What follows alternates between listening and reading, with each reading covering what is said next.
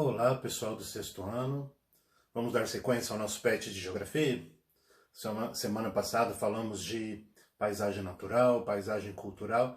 Agora vamos começar a semana 2. Está na página 46 da apostila de vocês. Talvez na tela do celular deve aparecer como 52, porque aquelas primeiras que não tem o número, não é mesmo? Mas no cantinho lá das páginas da apostila, se você estiver seguindo aquela numeração, essa é a página 46. Portanto, a segunda semana do estudo da geografia do sexto ano, ok?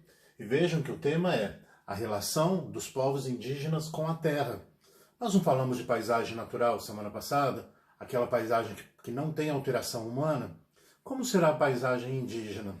Será que ela é cultural? Será que ela é natural? Será que o índio ele interfere muito na natureza? Será que ele prejudica a natureza? Será que ele usa de forma errada a natureza? Vamos dar uma olhada nisso? Então, dando sequência aí, página 46. Vocês já pararam para pensar que nenhum lugar é igual? Então, as tribos indígenas também passam por isso. Elas não ficam em lugares iguais. Por isso que não tem como a vida de todos os índios serem exatamente igual. Porque cada tribo fica num lugar diferente. Tem lugares mais quentes, tem lugares mais frios, tem lugares em que tem mais animais de uma determinada espécie. Tem lugares que tem bem menos animais, ou se não, animais de outras espécies. Tem lugares que tem mais água, tem lugares que tem menos água. Há lugares que chove muito e há lugares que chove bem menos. Então os índios eles têm que viver de acordo com o lugar em que eles estão. A vida deles é sempre adaptada à natureza. Isso vai fazer muita diferença em vários dos povos indígenas, das tribos que ainda tem no Brasil. Vamos dar uma olhada na página 47 agora? Se você tem a apostila impressa aí, vai seguindo comigo que talvez seja mais fácil. Ou se tiver algum outro celular, notebook, porque é bom você me assistir e ao mesmo tempo ter a apostila para você seguir, ok? Se vocês forem parar para ver, o Brasil hoje tem 560 terras indígenas e elas existem então em lugares muito diferentes, convivendo com um meio ambiente totalmente diferente. E sabe que o índio, como ele vive sempre em contato com a terra, ele depende do solo, ele depende dos animais, quando aquela terra começa a esgotar, ou quando não tem mais os animais para ele caçar, porque às vezes vai passando o tempo, vai modificando, né? Então o índio ele é nômade, ele costuma mudar de lugar quando ele percebe essa necessidade, quando a vida dele já não está mais tão boa, quando não tem mais alimento, ou quando a moradia dele está prejudicada, ele muda de lugar. Será que o índio preserva o meio ambiente? O índio ele não pode ser chamado de ecologista, ele não é essa pessoa que luta pela terra, mas é porque ele já tem isso dentro dele. Ele sabe que ele depende da terra, ele sabe que a terra é a sobrevivência dele. Portanto, ele vive de uma maneira apenas para sobreviver. Ele não tem ganância, ele não explora a terra por ganância, aquela vontade de ganhar dinheiro. Isso o índio não tem. Ele simplesmente quer viver. Ele usa somente aquilo que ele precisa para sobreviver. Por isso ele acaba sendo um protetor natural da terra. E é tão interessante que se a gente for pensar os estados brasileiros que sofrem muito com desmatamento, nós temos aí o exemplo, Mato Grosso, Rondônia e até mesmo no sul do Pará, eles estão terrivelmente desmatados. Porém, se você for nas tribos indígenas, vão ter verdadeiras florestas lá dentro. Em volta, toda uma área desmatada e aquela região indígena preservada. O índio ele sempre nos dá essa lição de preservação, porque ele sabe que ele depende do meio ambiente para ele sobreviver. Ou seja, ele sempre viveu em equilíbrio com a natureza. Infelizmente, com a chegada do homem branco a gente considera aquele que não é índio, é só para diferenciar, ok? Com a chegada do homem branco, infelizmente as coisas foram mudando.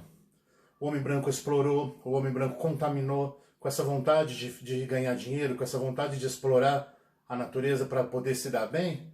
Infelizmente o ser humano chega, o homem branco, chega atrapalhando a vida do índio. Muitas tribos indígenas desapareceram por conta disso. Como por exemplo os Guarani e os Guató. Ok? Então tribos realmente que foram muito prejudicadas.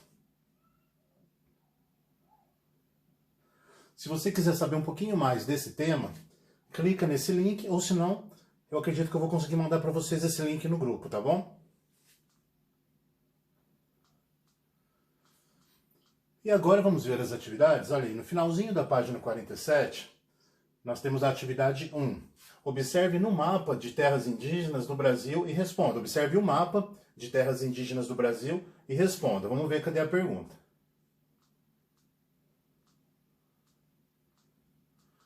Olha só o mapa de terras indígenas. Essa parte verde, todas essas manchas verdes são terras indígenas. Temos todo o mapa do Brasil. Percebam que as terras indígenas, olha o lugar que elas estão. Como estão distribuídas as terras indígenas do Brasil? Exercício 1, letra A. Você está vendo terras indígenas em todo o Brasil? Ou será que são apenas em algumas partes? Então você vai olhar isso na letra A. Como que as terras indígenas estão distribuídas? Letra B. Quais as áreas que têm mais população indígena? Então, que áreas do Brasil você está percebendo mais população indígena? Então, a letra B da número 1. Letra C. Você acha que no passado, antes da chegada do homem branco, antes da chegada dos europeus, portugueses, a população indígena era da mesma maneira? Ela estava distribuída da mesma maneira antes do homem branco chegar? Sim ou não? E por que você acha isso? Então, na letra C. Vamos para a número 2. A 2 e a 3, você vai observar atentamente essas imagens. Está vendo que nós temos duas fotos aí de tribos indígenas. Então você vai olhar com cuidado para poder responder a pergunta 2 e também a pergunta 3. Vamos ver a pergunta 2. As paisagens de uma aldeia indígena são muito diferentes do lugar que você vive? Então a paisagem das aldeias ela é muito diferente do lugar que você vive, não importa se você vive na zona rural ou na zona urbana. A paisagem é diferente de uma tribo indígena? Explica. Número 3. Nas paisagens indígenas, você está vendo mais elementos naturais ou mais elementos culturais? Por quê? Então, nessas paisagens, tem mais elementos naturais ou culturais? Agora, atividade 4.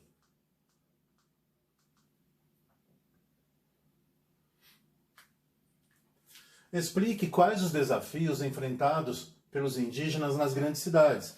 Porque hoje as tribos indígenas estão no meio das cidades, estão em volta de cidades. Tem 38% da população indígena morando em cidades, como São Paulo. Imagina índio morando em cidade. Em São Paulo, que a gente sabe que tem muita gente, que são cidades muito populosas. Então imagina esse monte de índio morando no meio da cidade. O índio tem que se adaptar, é uma vida muito diferente. Então vamos tentar imaginar qual que é o desafio, o que será que o índio tem que enfrentar, esse índio que mora em grandes cidades.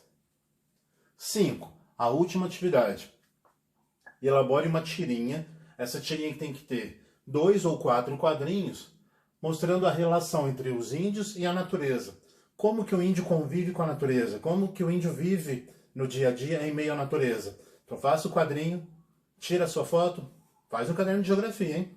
E manda foto pro meu zap que eu quero ver, tá bom? Muito obrigado. Qualquer dúvida é só chamar.